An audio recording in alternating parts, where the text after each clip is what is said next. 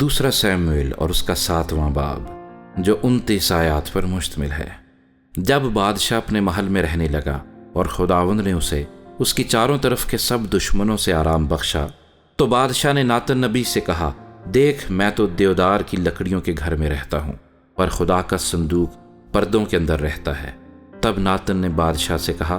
جا جو کچھ تیرے دل میں ہے کر، کیونکہ خداوند تیرے ساتھ ہے۔ اور اسی رات کو ایسا ہوا کہ خداوند کا کلام ناتن کو پہنچا کہ جا اور میرے بندے داؤد سے کہہ، خداوند یوں فرماتا ہے کہ کیا تو میرے رہنے کے لیے ایک گھر بنائے گا؟ کیونکہ جب سے میں بنی اسرائیل کو مصر سے نکال لایا،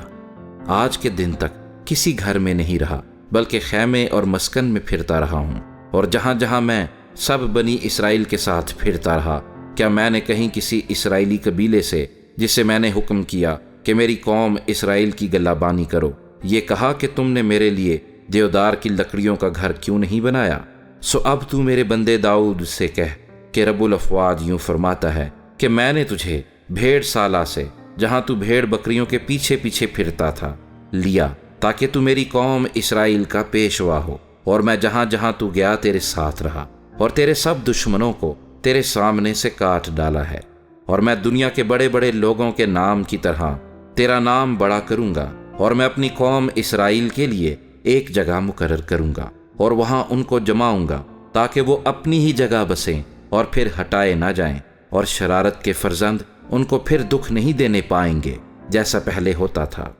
اور جیسا اس دن سے ہوتا آیا جب سے میں نے حکم کیا کہ میری قوم اسرائیل پر قاضی ہوں۔ اور میں ایسا کروں گا کہ تجھ کو تیرے سب دشمنوں سے آرام ملے، ماں سوا اس کے خداوند تجھ کو بتاتا ہے کہ خداوند تیرے گھر کو بنائے رکھے گا، اور جب تیرے دن پورے ہو جائیں گے اور تو اپنے باپ دادا کے ساتھ سو جائے گا، تو میں تیرے بعد تیری نسل کو جو تیرے سلب سے ہوگی کھڑا کر کے اس کی سلطنت کو قائم کروں گا۔ وہی میرے نام کا ایک گھر بنائے گا، اور میں اس کی سلطنت کا تخت ہمیشہ کے لیے قائم کروں گا، اور میں اس کا باپ ہوں گا اور وہ میرا بیٹا ہوگا۔ اگر وہ خطا کرے تو میں اسے آدمیوں کی لاٹھی اور بنی آدم کے تازیانوں سے تنبیہ کروں گا، پر میری رحمت اس سے جدا نہ ہوگی، جیسے میں نے اسے ساؤل سے جدا کیا،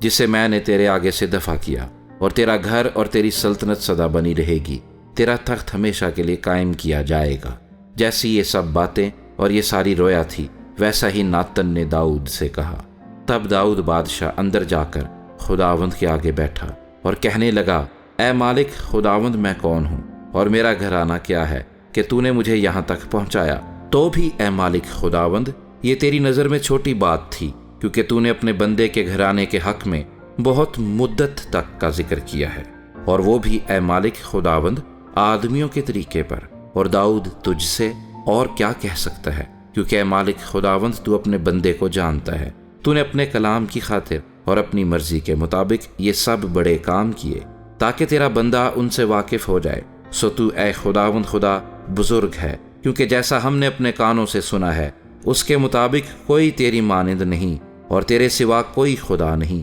اور دنیا میں وہ کون سی ایک قوم ہے جو تیرے لوگوں یعنی اسرائیل کی مانند ہے، جسے خدا نے جا کر اپنی قوم بنانے کو چھڑایا، تاکہ وہ اپنا نام کرے اور تمہاری خاطر بڑے بڑے کام، اور اپنے ملک کے لیے اور اپنی قوم کے آگے جسے تو نے مصر کی قوموں سے اور ان کے دیوتاؤں سے رہائی بخشی، ہولناک کام کرے۔ اور تو نے اپنے لیے اپنی قوم بنی اسرائیل کو مقرر کیا، تاکہ وہ ہمیشہ کے لیے تیری قوم ٹھہرے، اور تو آپ اے خداوند ان کا خدا ہوا۔ اور اب تو اے خداوند خدا اس بات کو جو تو نے اپنے بندے اور اس کے گھرانے کے حق میں فرمائی ہے سدا کے لیے قائم کر دے، اور جیسا تو نے فرمایا ہے ویسا ہی کر، اور سدا یہ کہہ کر تیرے نام کی بڑائی کی جائے کہ رب الافواج اسرائیل کا خدا ہے، اور تیرے بندے داؤد کا گھرانہ تیرے حضور قائم کیا جائے گا، کیونکہ تو نے اے رب الافواج اسرائیل کے خدا اپنے بندے پر ظاہر کیا اور فرمایا کہ میں تیرا گھرانہ بنائے رکھوں گا۔